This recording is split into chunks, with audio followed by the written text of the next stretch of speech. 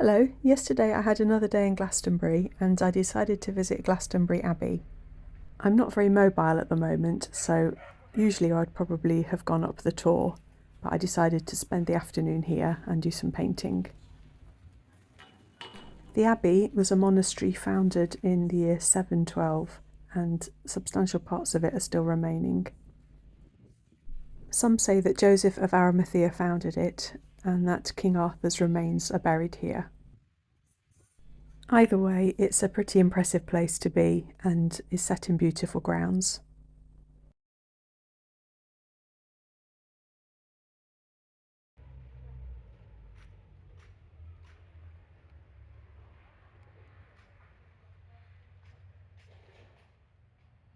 I walked around a bit, both the outside and inside of the ruins, looking for a nice spot to do some painting from.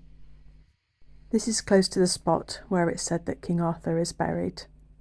It's lovely to get up close to the remains and feel the scale of the place. It's really quite magnificent. I ended up at a bench in this spot and decided to use another of the watercolour backgrounds which I'd done in the car on the drive here. I was a bit nervous about using this particular background because it was quite dark and I just didn't know how well it would work. I decided to do a fairly simple sketch with a luminance pencil in Payne's Grey, and I actually quite like how this one turned out. I think the watercolour background gives quite a dramatic feel to the picture and is something totally different than I would have come up with otherwise. I also feel like the watercolour area brings weight to the buildings in a way that I don't know how I would have managed otherwise. I thought I'd just show you this model of what the Abbey would have looked like. This is in the little museum that's in the grounds of the Abbey. So the two structures which I just drew would have been part of the same building. I then found a new spot to sit and paint and used my last watercolour background. Tucked away there's this perfectly round fish pond which has got water lilies growing in it.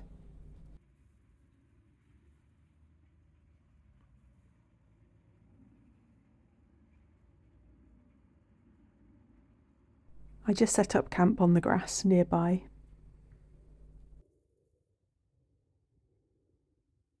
I decided to go for a kind of splodge and scribble approach this time, and here are the first watercolour splodges that I've laid down. To be honest, the watercolour wash which I started with kind of gets covered over in this one. And here it is when I've started the scribble layer using coloured pencils and gelatos. I've just done the trees so far here.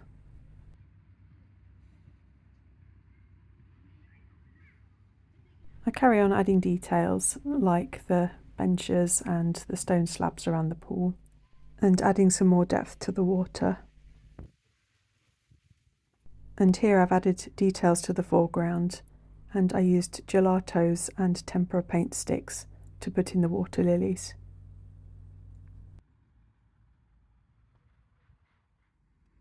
And lastly I put in some overhanging branches up on the right hand side and a few last details.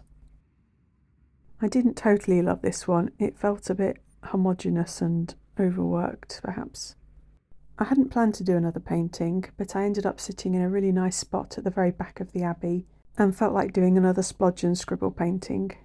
I wanted to make this one a really fast sketch though.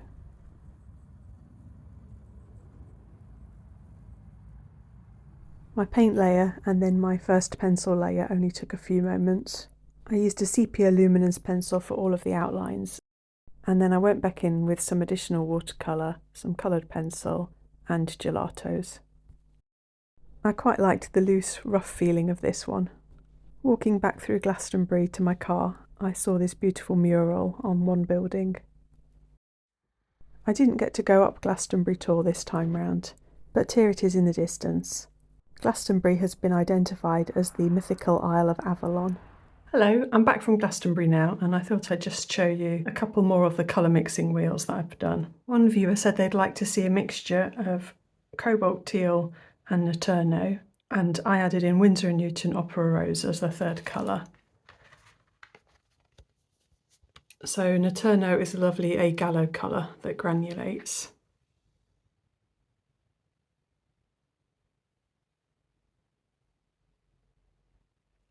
So it makes these lovely range of kind of navy colours and turquoise, dark turquoise colours. And then you get these lovely separating, granulating turquoisey purples with the opera rose and cobalt teal.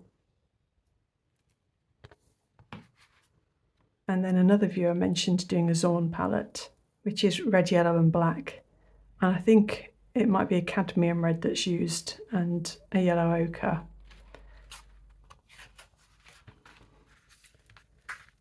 So I used ones that were on my palette already.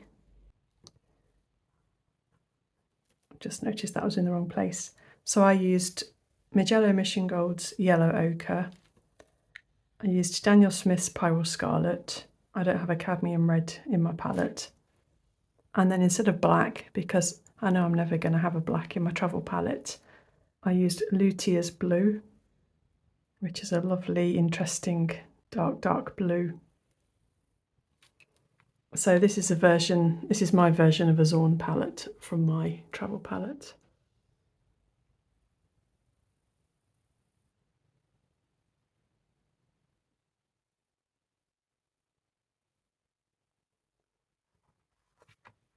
I really love these greens here. I can see myself making those again. And also this dusky purple is a really nice one. And I'd actually put together a new watercolour palette for my trip to Glastonbury.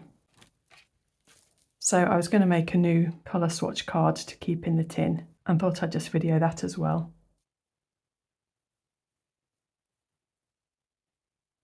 So I've got Daniel Smith Buff Titanium. I usually either have this one or Sennelier's Warm Grey.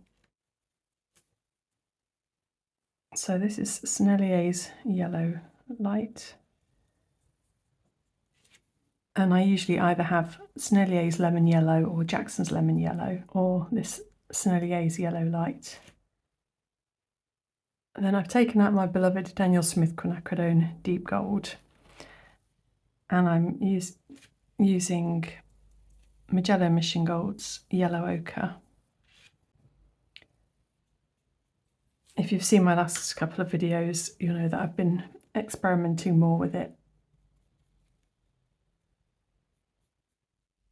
And this is Daniel Smith's Pyrrole Scarlet, which I always have in my palette. I don't use red loads, but I think this is a lovely warm mixing red.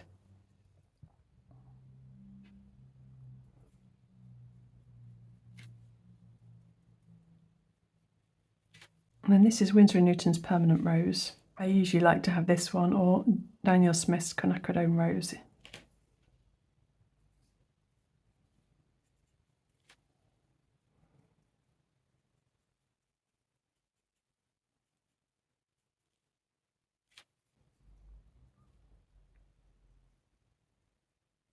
And this is Roman Schmoll's Peroline Violet, which I did some mixers with in my colour wheel swatching book.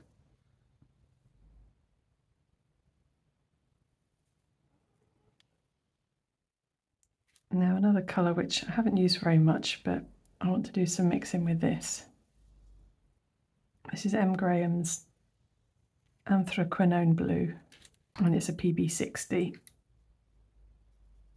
And then I've switched out my Daniel Smith French Ultramarine, and I've included a Gallo's French Ultramarine, just so I can get more familiar with that one.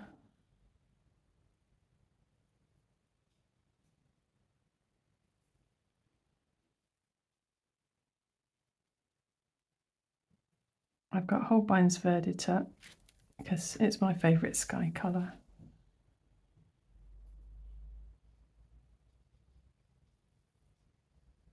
That's Cole's Cobalt Teal.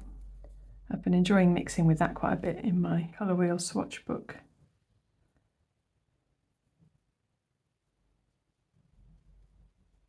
And then a Gallo's Fig Green, which has been in my palette for a while. And then a new colour, which these are getting smaller and smaller. Then a new colour,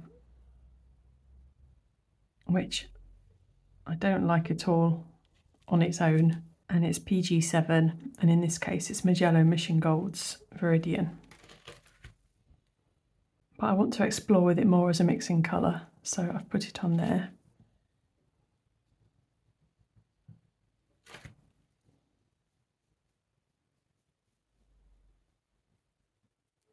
Then Daniel Smith's Undersea Green, my favourite mid green.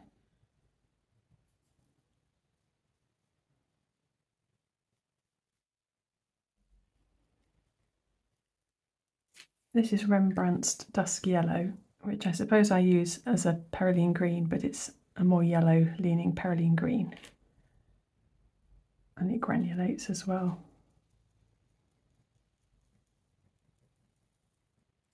It's kind of my foliage shadow colour.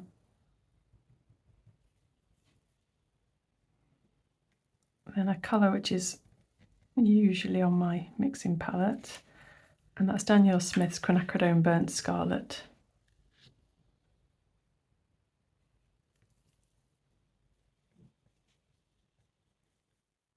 And then I'll often have some kind of burnt sienna colour, but this one is A. Gallo's Transparent Red Oxide.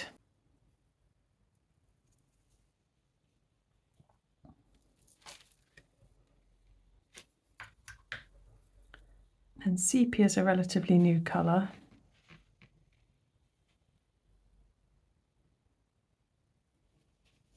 Which I quite like using.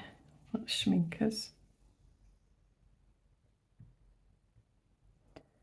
I've had my Marie Blues Payne's Grey on my palette for a while, and I really like the dark blue of it.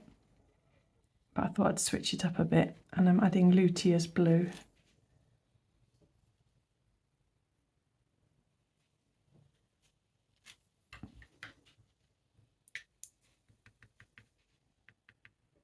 And then the last one, which I love using if I've got buildings to paint, is Schmincke's Shire Grey. It's a lovely granulating grey. So there they are, all dried. I'm not worried about making a super neat chart, because once I've had a play with these, I'll swap them out again with different paints. Thanks again for joining me anyway. Bye!